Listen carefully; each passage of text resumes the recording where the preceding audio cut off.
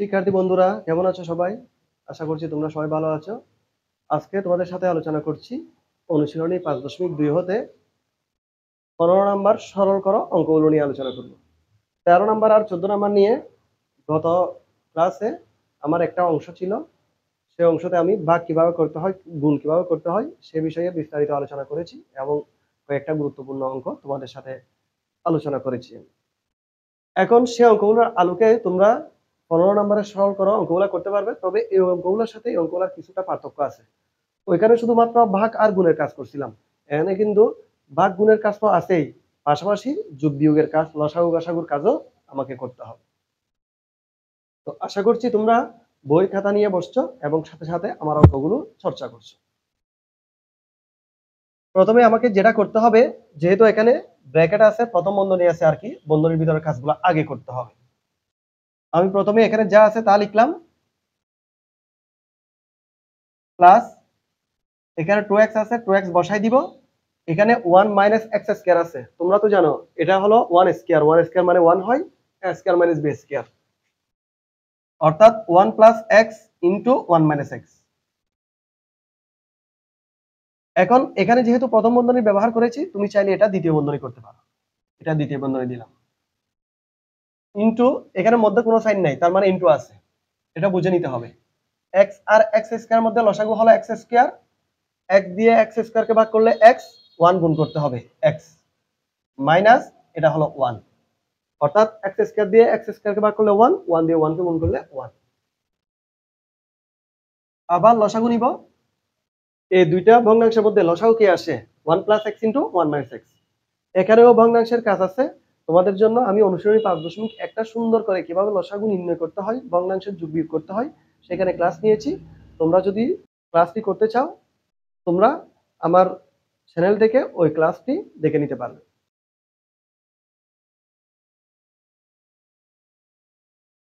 1 plus x দিয়ে এই দুটাকে ভাগ করলে আর তাকে 1 মাইনাস x, 1 দ্বারা গুণ করতে হবে, তার মানে 1 মাইনাস x, প্লাস হর যা লসাগু তা ভাগ করলে 1, 1 দিয়ে 2x গুণ করলে 2x, ইনটু নিচে x স্কয়ার আছে বসালাম, x মাইনাস 1 এটা বসালাম। তাহলে দেখো এখন 1 বসালাম, মাইনাস x প্লাস 2x, তার মানে 1 প্লাস x, এদিকেও 1 প্লাস x বসিয়েছি আর 1 মাইনাস x আছে।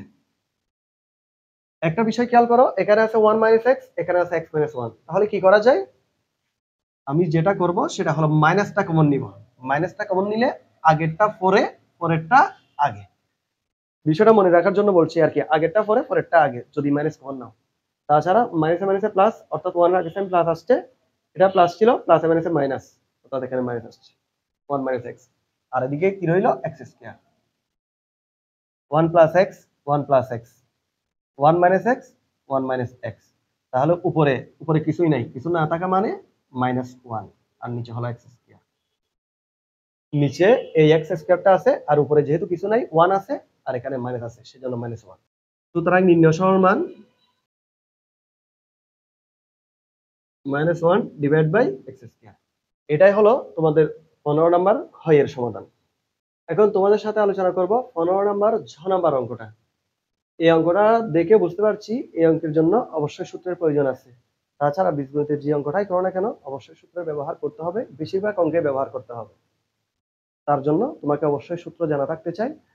সেই সুবিধার্থে তোমাদের জন্য আমি সূত্রের একটা ক্লাস রেডি করেছি, এটা আমার কমেন্ট বক্সে লিংক দিয়ে রাখলাম, তোমাদের যাদের প্রয়োজন হবে তোমরা সেখান থেকে দেখে আসবে। আমি আগের মতোই এখানে x plus Y whole square আছে, এটা বসাই দিলাম, মাইনাস 4xy, নিচে a plus B whole square minus 4ab। ভাগ থেকে কিসে নিয়ে যাব? গুণে। ভাগ থেকে যদি গুণে নিয়ে যাই, এদিকে হরেরটা লব,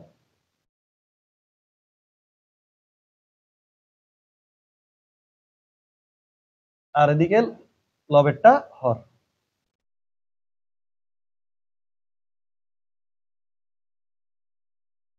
অর্থাৎ যেটা নিচে ছিল সেটা উপরে চলে গেছে, উপরেরটা নিচে আসছে। এখন একটা জিনিস খেয়াল করো, এই যে X plus Y whole square minus 4xy আছে, এটা হলো a minus B whole square অনুসিদ্ধান্ত, অর্থাৎ X minus Y whole square. আর এখানে যে a plus B whole square minus 4ab আছে, এটা হলো a minus B whole square অনুসিদ্ধান্ত, ইনটু এই যে এখানে নিচে X cube minus Y cube minus 3xy into X minus Y আছে, এটা হলো এক্স মাইনাস ওয়াই হোল কিউবের সূত্র। আর এখানে যে a cube minus b cube minus 3ab into a minus b আছে, এটা হলো a মাইনাস বি হোল কিউবের সূত্র। পুরোটা অঙ্ক হলো সূত্র নির্ভর, অর্থাৎ সূত্রের উপর ভিত্তি করে অঙ্কটা তোমাকে করতে হবে। এখন খেয়াল করো, এই অঙ্কটা এখান থেকে সমাধান করা যায়। X minus Y whole square মানে এক্স মাইনাস ওয়াই হলো কয়টা? দুইটা। আর এখানে x minus Y whole cube মানে এক্স মাইনাস ওয়াই হলো তিনটা। এখানে দুইটা, এখানে তিনটা। যদি কাটাকাটি করি সেই ক্ষেত্রে এক্স মাইনাস ওয়াই একটা থাকবে। কোথায় থাকবে? নিচে এক্স মাইনাস ওয়াই। এদিকে a minus B whole square অর্থাৎ a মাইনাস বি দুইটা, a minus B whole cube অর্থাৎ a মাইনাস বি হলো তিনটা। তাহলে দুইটার সাথে যদি আমি তিনটা কাটাকাটি করি, আর একটা থাকে, কোথায় থাকে? উপরে, a মাইনাস বি থাকবে উপরে। আবার বলছি, a মাইনাস বি এখানে দুইটা আছে, এখানে তিনটা আছে। দুইটার সাথে তিনটা কাটাকাটি করলে একটা থাকবে, কোথায় থাকবে? উপরে। তাহলে এটাই হলো আমার জ নাম্বার প্রশ্নের সমাধান, মাত্র 2 লাইন। এটা 3 লাইনের মধ্যে শেষ করা যাইতো অঙ্কটা, আমি তোমাদের বোঝানোর সুবিধার্থে একটা লাইন বাড়তি করেছি। সুতরাং নির্ণয় সরল মান a minus b divided by x minus y. এরপর তোমাদের সাথে ইও নাম্বার অঙ্কটা আলোচনা করছি।